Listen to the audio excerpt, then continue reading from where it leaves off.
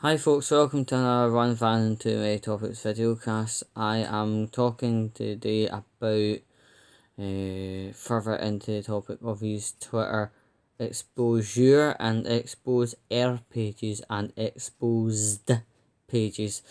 In the last 24 or so hours, I was able to get a teeny wee bit of insight to talk a bit more about these pages, and the pages function as a safe space for survivors of sexual abuse, sexual assault, rape, and that, to come forward and tell their narrative and potentially have a chance to expose the ones that cause them the sexual harm and rape and everything else, and that is a very, very, very good thing to provide.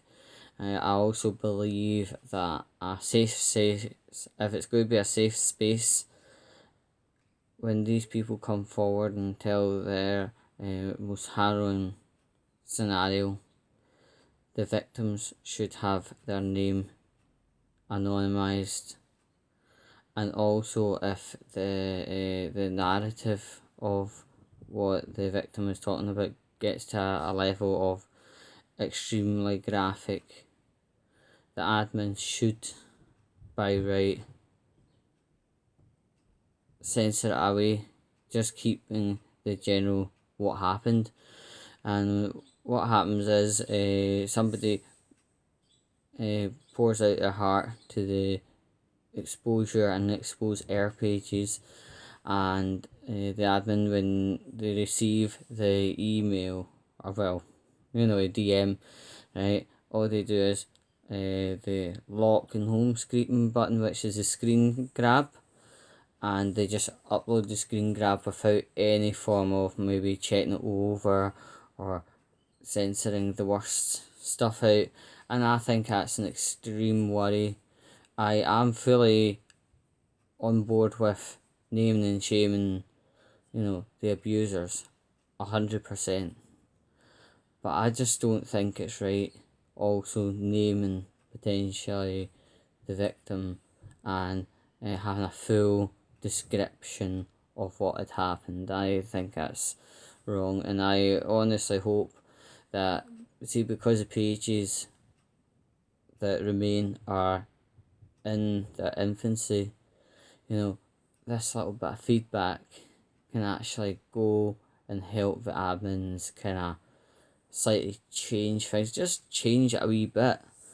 And I'm hoping my feedback would go into these exposure groups and stuff like that, expose air groups, and make the page a very efficient and safe place for people to come forward and mention what had happened and when it happened, and potentially get some really good advice.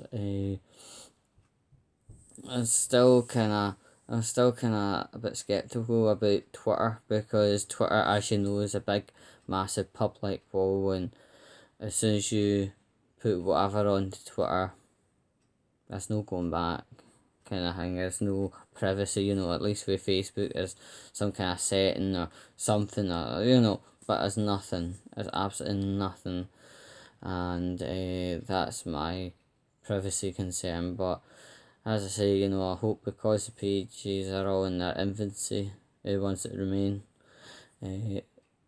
somebody listens to me and kind of takes forward, because we do need something for our survivors to actually speak up into and potentially name the person. There are a wee bit of legalities about naming the perpetrator, but if the person's actually been charged and that stuff, is nothing the perpetrator can do. But it is a right to name and shame society's worst. But I still strongly feel that a safe space should be safe by, blotting out the victim's name and maybe blotting out some of the worst part of the description, but leaving a general narrative. That's where I'm thinking. It's a good thing. Just I would maybe another suggestion to these groups. I'd maybe migrate over to Facebook, because Twitter isn't the safest place and it isn't the nicest place to be about as well. Twitter seems to be it can be a haven for trolls and pedophiles. So where Facebook, the admin is fucking sharp compared to Twitter.